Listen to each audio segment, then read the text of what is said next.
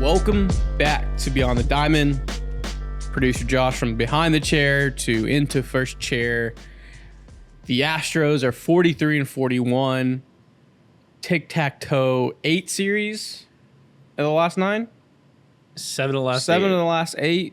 Series 1. Winners of 9 of their last 10. 10 of their last 11. And a deficit of 10.5 is now 3. Yep. In about 10 days. And call the mayor. Playing the parade. The bad boys of baseball are back. Simple as that. And it started with taking out GRIMACE. Yeah. No, yeah. In Queens. We said, Jason Bourne, get him. Jesus Christ, it's Jason Bourne. Yeah, Noah was there, boots on the ground to take out GRIMACE. He did his job, even though we lost, but he did his job over the series. GRIMACE got the first blow, but yeah, but we won the war. Yeah. They won the battle, we won the war. Yeah. Good baseball. Great baseball. Just all around, 2 teams that are streaking hot, playing each other to not only get above 500, but kind of keep the momentum that each team has built, and 2, playing against another team that's just as hot, where you can kind of see like, okay, where we are compared to the rest of the league. And the Astros took 2-3 in a damn good series where, man, it felt good to be on a Sunday rubber match against 2 good teams. It's like a top 10. Like great viewing.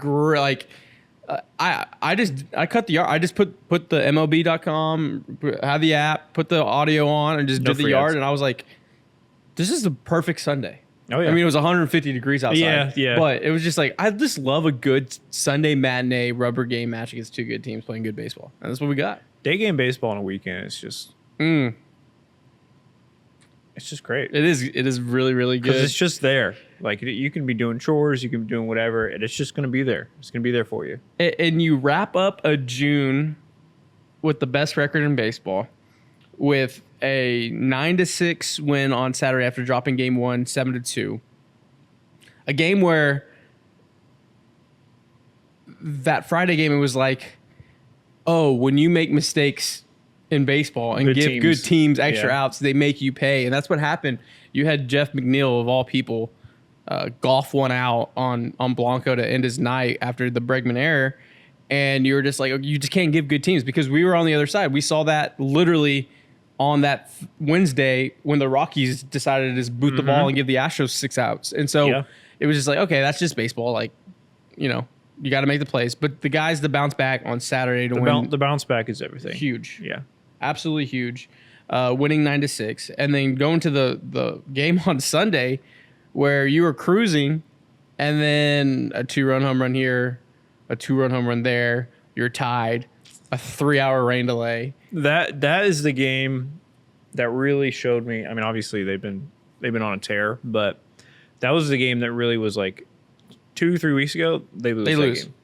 And they lose 30 seconds into the game. Oh no, I was fully expecting they come back from the rain delay, 2 pitches in, a walk-off home run or something. Yeah. Like, I was just fully expecting that. And then the next inning, when I think the bases got loaded with the winning run at third. Taylor Scott pitches out of it. Yeah.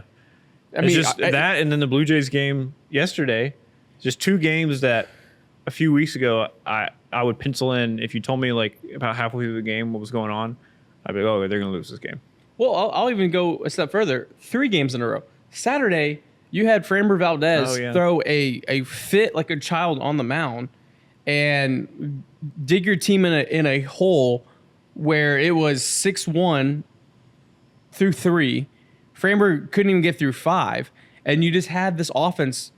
Yeah, chip away until the dam breaks, and that's what we've seen over the last decade with the Astros in this golden age. Oh yeah, where they're never out of games. It is your classic Ollie rope-a-dope. You're gonna be on the ropes, and that person's just gonna tire themselves out, and then you're gonna be like, all right, you're in the deep end now, and then you do what you do. And so I think, and we'll touch on it, but to see that offense battle back after being put in a hole, it was very easy for them to fold. and very easy for them to be like, all right, we'll go get the next series. Like, this run we've been on is crazy. No, they battle back. They put some quality at bats to get it to the next guy and score 5 runs in the 8th and 9th inning that we haven't seen all year. Yeah. To win 9-6. I mean, the Mets had no idea what hit them. No. Zero clue. They thought we were just going to roll over. Yep. Then you go into the Sunday 3-hour delay. The team puts up just incredible bats in the extra innings. 5 runs in the 11th. 10th, Trey Cabbage hits the shit out of the ball. Joey Luperfido backside 2 RBI hit. Dubon taking in the 10th, I think, was one of the most wild tag ups I've seen. Like, not even deep center tags gets there. Chaz has some quality at bats. Jake has some quality at bats. In a game where Altuve gets ejected you don't even have him, and then we'll talk about that. The Mets come storming back, and you're without your best player. So this team over the last 3 games have won in ways that we've seen them lose this entire season, and so the tides are turning. Water finds its level. The luck is turning around a little bit, and you just go. Like, it felt great watching yesterday's game against the Blue Jays. That was July 1st, as we're filming on July 2nd. That the Astros stole the game, because all year it just feels like wins are being stolen from the Astros, and it's now on the other foot. It's been great.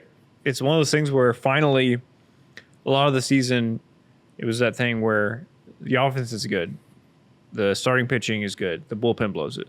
Starting pitching is good, the bullpen's good, the offense blows it. Like, it's just not clicking on all cylinders. Now it's all clicking. Yesterday, offense wasn't great, but the pitching and bullpen picked you up and did enough. A couple of close times where twice where the bases were loaded for the Blue Jays with 1 out. Mm-hmm. And Montero got out of it, and I forget who got out of it the first time. Was it Hunter? Hunter got out of it at least Hunter once. got out of it, yeah. Yeah, no, it's the type of baseball that you expected from the Astros at the beginning of the season. It took them a couple months to wake up and find it, but I'm glad we're seeing it now. It's a good time to get hot. It's a great time to get hot. You're 43-41. You're 3 games back. You 8 into this 10-game deficit in the wild card and in the division. Your run differential now is plus 35 to the Mariners plus 6. The Mariners just cannot score. Obviously, the Mariners are going to make moves at the deadline, and we touch into that because the Vladdy rumors are heating up. I don't think he's going to be Houston Astros just because of the price. I think the Mariners are going to drive up prices. The Yankees are going to drive up prices. Yeah, I agree. But when you start looking into the numbers and under the hood of it, the expected win-loss for the Astros by the computers is 46-38. The Astros are 43-41. You're only 3 games off pace on the season. And it was like, I think it was 7 games off pace last time I looked at it. Yeah. And with what this season has been, come October, no one is gonna worry. No one's gonna even think about what happened in April and May. That's just how baseball is. You have to play 162. It's not a 60-game Mickey Mouse sprint. It's a marathon. It is a marathon. And so you're seeing this team heat up when it needed to, because Kyle Tucker didn't play the month of June. And we've been adamant that All-Star break, and everyone's like day to day, and we've been saying it from Jump Street. It's going to be All-Star break. It's going to be All-Star break. At this point, unless he really is just feeling fully better by the Texas series, he might play that. I wouldn't even push it. Yeah, there's no real reason to push it.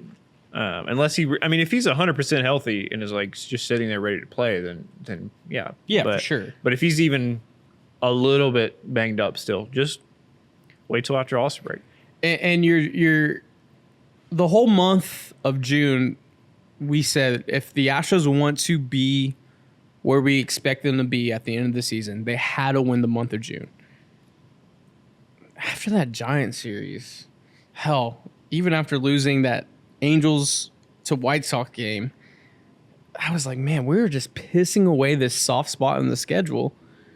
And the Astros, this is the video game me where they just stood up on the video game. Yep. And so I think I think this team is really showing how special they can be, and I think it starts up top with Joe Espada. I think, and I said on the last episode, I think we're finally seeing Joe Espada be Joe Espada. He was trying to be everyone else and trying to do that, and he's finally found what he wants to do. And honestly, I think it was also the Jose Abreu thing in the sense of I just was not Jose Abreu is a great clubhouse guy. Everything I've been told, everything when information against him, I would know, and you would know. Yeah, like if he was a problem. Yeah, right. Saying that, I just think it was one. It was just a bloating contract. Two, just Father Time's undefeated. But three, I think it just hamstrung Joe Espada from the decision makers above to play this guy. Some of the moves he like in that extra innings game and some of these other games, moves that he would not have been able to make if he didn't have that extra bench guy that can play multiple other positions and contribute like Joey can or like whoever else. We just said we just want. For the longest time, it just felt like the bench had two guys, and one of those is Dubon, who is playing every other day, and the other guy is Carantini. Yeah. And Greg Kessinger was on the bench for 2 months and he got 11 at bats. Yeah. And so what we've seen over the last, you just have a very athletic team right now. Very versatile. And you have guys that you could plug and play and a lot of, I mean, from Joey Lopes to Cabbage to even Cooper Hummel was getting run. Like these guys aren't blinking. The moment's not too big for them. Yeah. And you're just seeing a lot. I mean, I stood on my soapbox and said Salazar should be starting ALDS game 1. I think he's been able, I mean, his stuff going on. And one of the big things, and Chandler wrote about it yesterday, offensively, the Astros have been going because I believe Alex Bregman has just been on a silent tear. And when Tucker goes down, Bregman's been able to step up. I don't know if you read the Chandler piece. I heard it a few weeks ago. I didn't really say anything just because it's not my place. Bregman is full in on the scouting reports for the pitching staff now. He's like helping them? He is constructing them.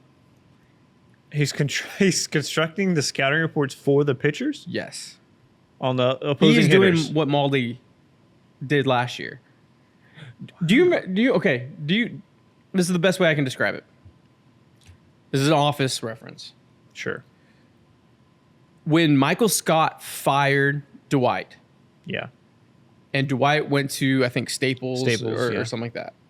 All the stuff around the office that Michael thought was just done wasn't there. The plant started dying. Yeah. Everything was messy on his table. Like everything was all these different things, like the thermostat, all these different things that was happening within the office was all what Dwight was doing. Yeah.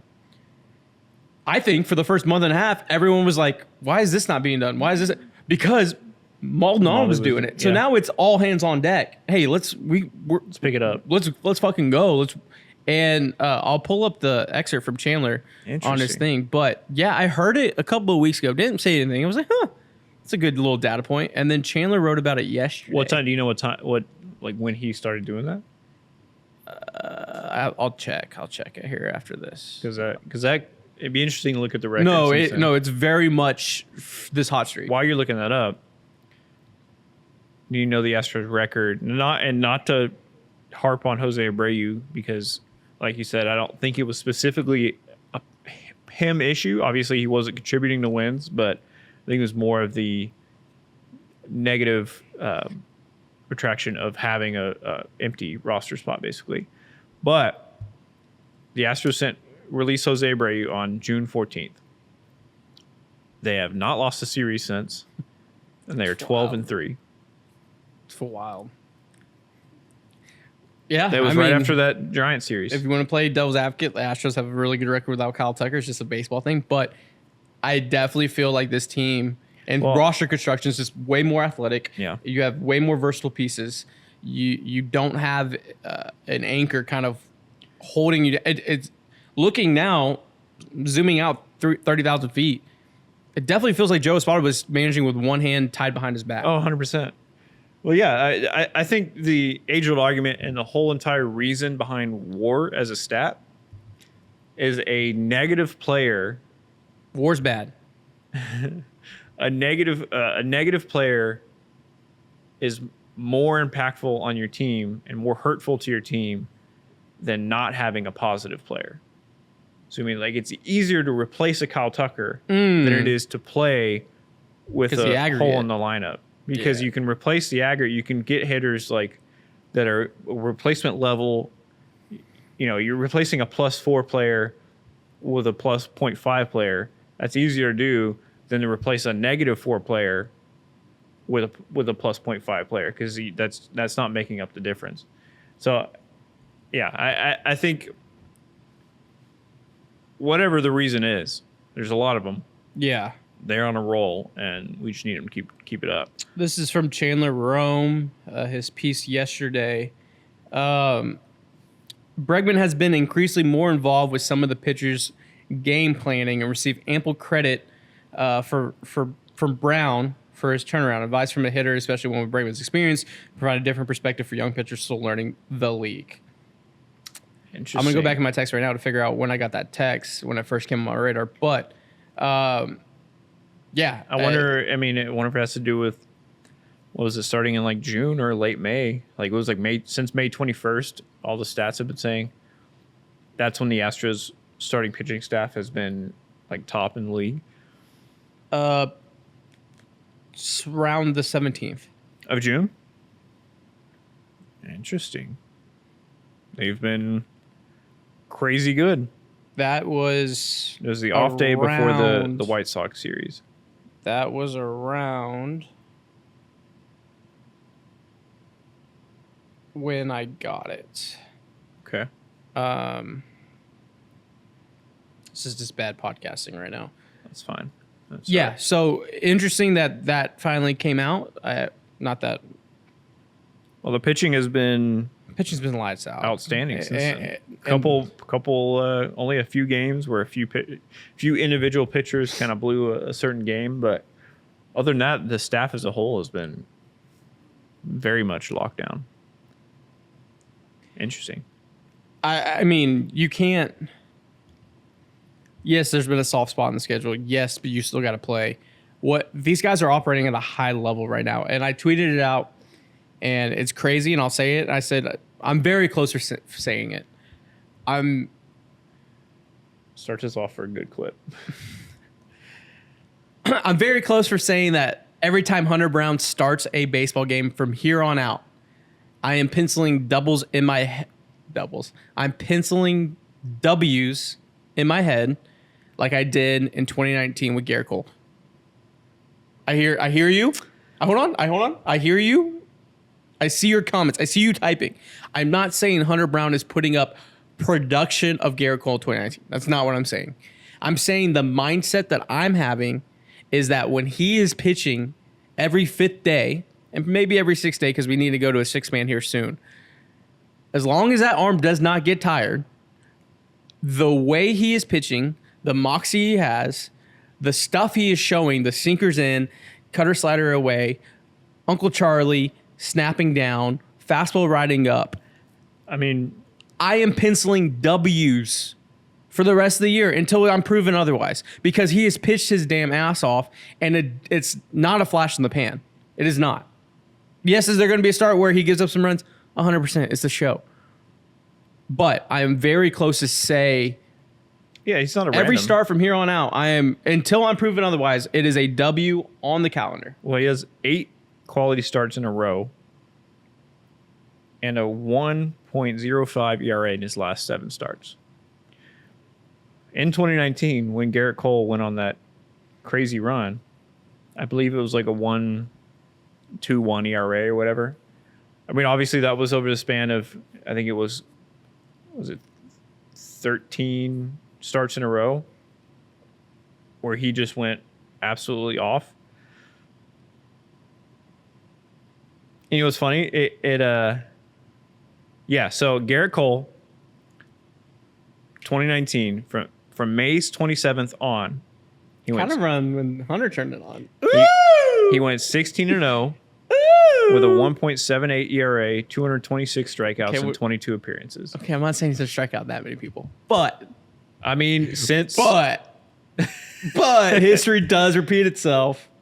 But can you imagine Hunter Brown is starting game 1 in the ALDS? We are in a world where Hunter Brown starts game 1 of the ALDS. Okay. I will be so bricked up. Hunter Brown. Pitchers with a sub 0.30 ERA in a 5-start span in Astros history. Can you name them? Hunter Brown is one. Yeah, he...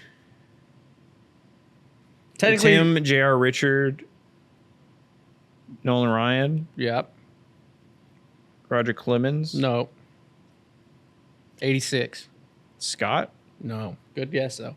Hunter Brown in 2024. Jim DeShays in 1986. Nolan Ryan in 1984. 1981 Nolan Ryan. J.R. Richard 1980. J.R. Richard 1979. So 3 Astros pitchers, excuse me, now 4, have done this in the history Hunter Brown of the franchise. Since May 22nd, if we're going to Garrett Cole comparison. 5-1 with an ERA of 1.29 and 53 Ks and 8 appearances. So somebody who knows math. What was that loss? Extrapolate that. What was that loss? You know, it was a day game. It was a day game against me and my pops went. He went 7 innings and lost. Gave up 1 run. It was a day game Wednesday. It was right after the little tornado. It was May 22nd. It was the first day of this. I'm pretty sure he went 6, had a quality start. Gave up 6, 2 2 he gave runs. a home run. Left center field. Who hit it? It was someone. It was a 9-hole. It was a 9-hole that hit the 2-run home run. Why do I know all these stats? It was a lefty. Was it a lefty oppo? No, it was a righty. We got put it on the community. May 22nd. It was a 9-hole. Like I can pull it up right now. Yeah, we lost 2-1. Hunter may have gone 7. Probably 6 though. He went 6 innings, 2 runs, 8 strikeouts. 1 home run. It was a 2-run bomb. It was He pimped it too. Paris, The 9-hole. It was the rookie. Yeah. It was his first big league home run. His only big league home run. He has a 379 OPS. It was literally the swing of his life. Yeah. That's the only one who's given Hunter a loss. Kyrene Paris. That's crazy that I can. I'm a jack of all trades, master of none. But yeah, he's been pitching. So right now he's pitching better ERA wise than Cole did in that stretch, that crazy stretch. Obviously, over a shorter period of time, he has 12 more starts, 14 more starts to see if he keeps it up. So that's a lot. That's a lot. That's a lot of heavy lifting. Long, like we said, it's a marathon, not a sprint, but hopefully he keeps it up. But I think it just shifts to one, him, and if you haven't read Chandler's piece, please do. It was great, the insight from Presley and Bregman and Hunter, and it all went back to that Royals game where he gave up like 11 earned, or 11 hits, 9 earned, whatever it was. And the flight home where him and Presley just let him talk to him and just air it all out. And you kind of, in today's baseball world, it's all about getting these guys up quickly. Mm-hmm. And it's getting these top prospects up, getting your college guys that you drafted up, getting all these players up. And when they do get up, it almost feels like, okay, if you aren't a star in your first 3 to 5 starts, you're going back down. Yeah. That was your cup of coffee, you're going back down. And then you got to grind back up. Injuries happen, whatever it is, and then you're back up. I think with the Astros, with Hunter and with Spencer as well,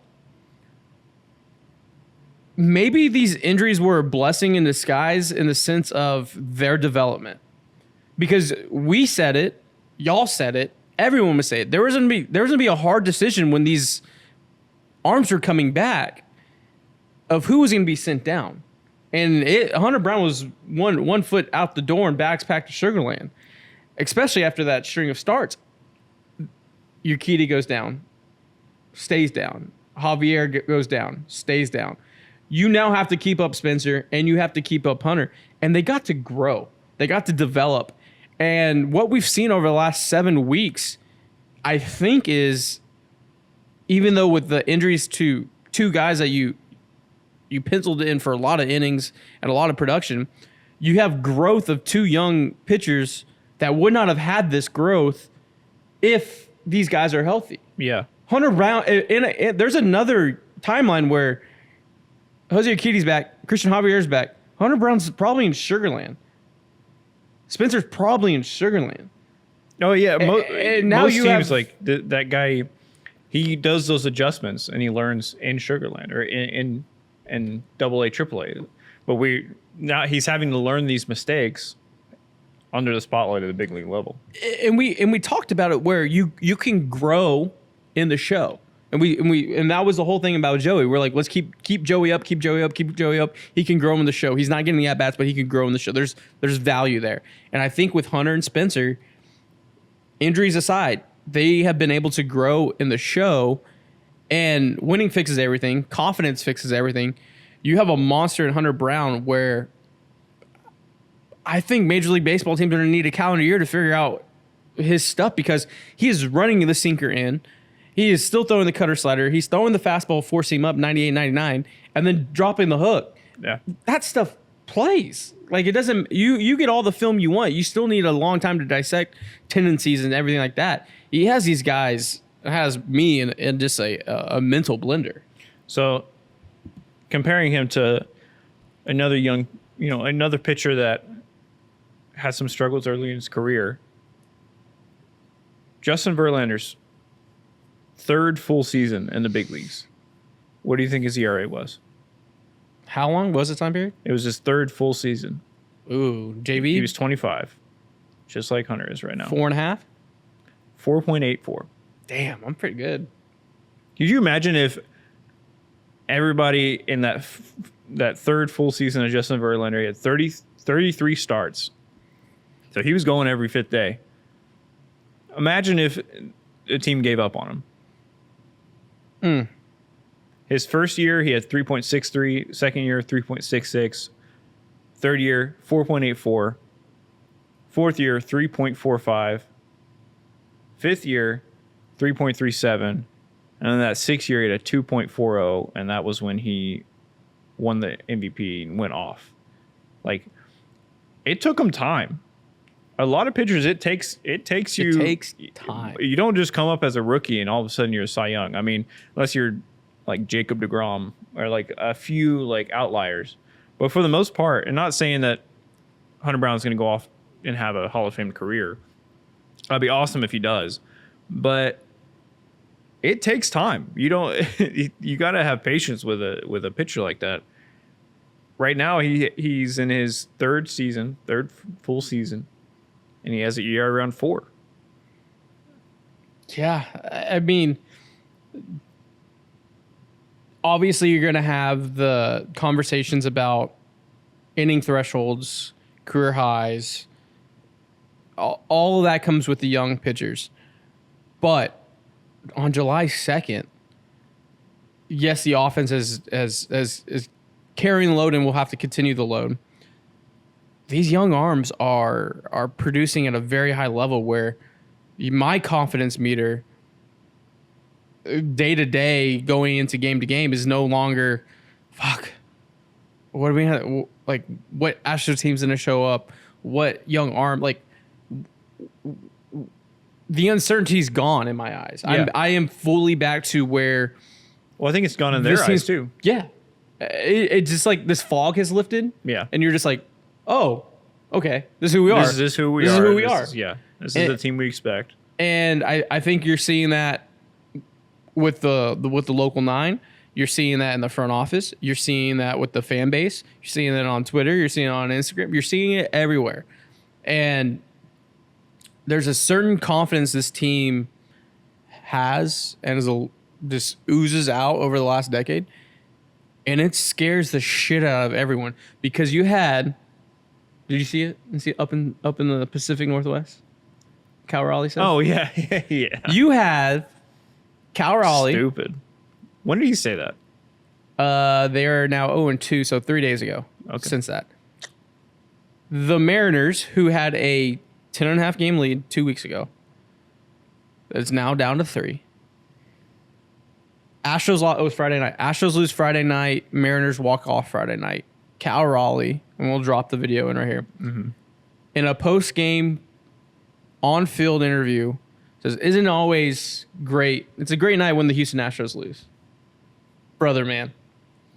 What are you doing? Why would you poke the hornet's nest? What are you doing? Who mentions a team? Mind you, you suck so bad over the last 2 weeks. You let an insurmountable especially lead now be a weekend series. Say that 2 weeks ago, but it just blows my mind. But you know what? As a fan of entertainment, I love it. I love That's it. great. That's great for having a fun battle down the stretch. That's great. And it just goes back to the coach speak. This is on this graphic is on every coach in America's history class, because that's what coaches teach. The losers focus on winners and winners focus on winning. Yep. And that is what makes the Houston Astros so great. I guarantee you, in that locker room, they know the Mariners are in front of them. They know that they're just an obstacle in the way to another World Series and a parade on Louisiana Street. The Mariners are solely focused on beating the Houston and looking behind them the entire time. The Astros are looking through the Mariners. Honestly, as the Astros, obviously you want to take your division over, and you're keeping a kind of an eye on like how many games back we are or whatever. If I walked in that locker room and one of my teammates in June or in July is like that scoreboard watching that hard, I'd be like, well, what are we doing here? It's July. But you know what? That's probably their mindset. Yeah. I would not put it past you that they are so focused on what is happening here in Big Houston. Brother. Yeah. That I don't even know who you are. Like, we are so focused on higher goals. Yeah, you like that?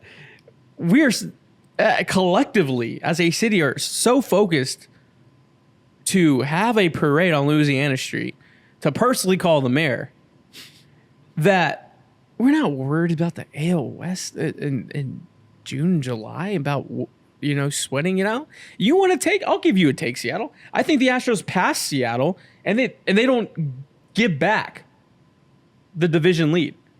Okay. I think the moment the Astros pass them, and I think it could be this week, because I think the Astros called it before the All-Star break. You said there was a clip. 2 games up. There was a clip saying we're 2 games up by the All-Star break. I just there's a mindset that we've seen time and time again, and I think that fog is lifted, and we're seeing the Houston Astros play at a very, very high level and continue to play at high. I don't know. It's fun. Yeah. It's fun again. Yeah. I'm having fun again. You know where I want to go to have some fun?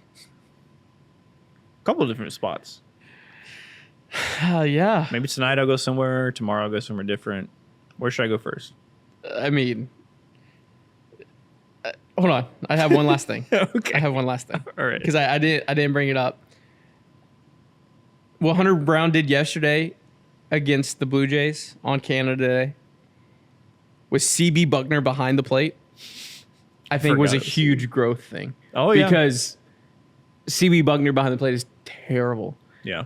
I forgot to tweet it out. I just wanted to put that. What Hunter Brown was able to do with that guy behind the dish was, Impressive.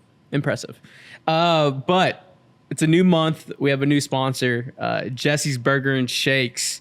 They have 2 locations. We'll drop out everything in the address. They got burgers, shakes. I'm a fan of the strawberry shake and cookies and cream. We're going to get Josh out there. They do the excited. smash burgers. Oh, yeah. Oh, I mean, just You owe me a burger, don't you? I do owe you a burger. Famous double clutch burger with double meat, double cheese, caramelized onions, and their famous all-star sauce. Head out to Jesse's Burgers and Shakes. Make sure you follow them. They have the best smashed burgers and shakes in town, made from scratch, never frozen. Coby Stevens Golf Apparel. They have the Resort Collection. They have a 15% off on their first-time buyers online. Ladies and youth lines, hats, polos. I was in the Azalea shirt Saturday, shot a 79, probably because I was wearing a Coby Stevens Azalea. That's not bad. Comfortable. It was hot, dude. I bet it was. It was a 5-hour round. When did you start? Started at 9:45. We left the course at 2:45. Yeah. Saturday. I mean, it was everyone in Spring, Texas was at Windrose, and I never play at Windrose. But it was so hot. But I was in my Coby Stevens. So it felt a little better. Oh yeah, it was great. That was the reason why I shot a 79. Yeah. And Big City Wings, Houston's Wing Joint, Apollo's Wing Joint, 2 for Tuesdays, Burger Wednesdays, Executive Nuggets Thursdays, drink specials, Gridiron special for the weekend. Obviously, to let them know that the Apollo Boys sent you to take care of you. And if you see Sam in the Storms, tell him we said what's up. But yeah, that's the 43 and 41 episode. Yeah. They're on a roll. We just need to keep going. You just got to keep stacking series wins. You have the All-Star break quickly approaching. We have our live show Friday that will be discussing the rest of the rest of the Blue Jays series. Baltimore is playing Seattle. So that's something you want to watch on the West Coast as we wrap up the early games on the front end of the slates. And then we have the Twins going to see Carlos Correa and the Minnesota Twins. Minnesota. Coming up. So stay tuned. Like, subscribe, resubscribe. Live show Friday at noon. Potentially special guest next Monday. I don't know. What's I'm kind of feeling a Caesar salad. Oh. Ooh. Yeah. We call it teas. Yeah. All right. And that's the show. We want to send this out? All right. Thank you for watching and listening to Beyond the Diamond podcast. Hopefully, Brian will be back with us on Friday at our live show at noon. But I'm Josh. That's Dez. And we will see you next time. Go Astros. Peace. Love you guys.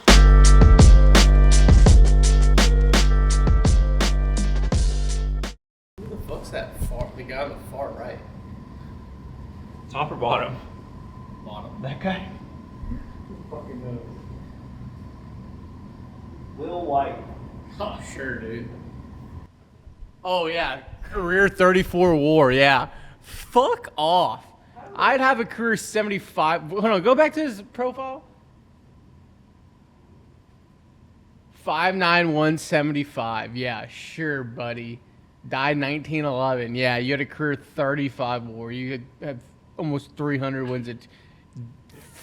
Fuck off. Fuck off. I could fucking hit one-handed off fucking Will White. I could hit 250 probably all the way up to the 90s. That's that's tough. No. Dude's Every like Dwight Gooden, like No. I'm saying every staff has a horse. I'm winning on day 3, day 4, day 5. I'll give you your ace and your 2 all the way up to the 90s. I'm getting hits. I'm collecting hits off your 3, 4, 5, and your middle relievers. Easily batting 250. I could be sold on that. I think it's more likely like the 70s. No, dude. I think the 80s is when it really pitchers are coked up, like even the bad ones. Yeah, I can be on greenies. Oh, okay, that's true. Yeah, No, I'm just saying. Right, if you gave me 3 months, be like, hey, get back in playing shape, get back in the cages, and then we're gonna just teleport you into all of that. That's a video game. Yeah, Why isn't MLB The Show doing that? they should. They should. Because, yeah, easily. I mean, the Nolan Ryans of the world are going to get you. Doc Giddens of the world are going to get you. The Smolties, the Maddox, all those are going to get you. But you're going to win when it's like Andrew Rudbaker, who's on the mound, who's drinking Miller Lights and, like, yeah. easily. That's valid.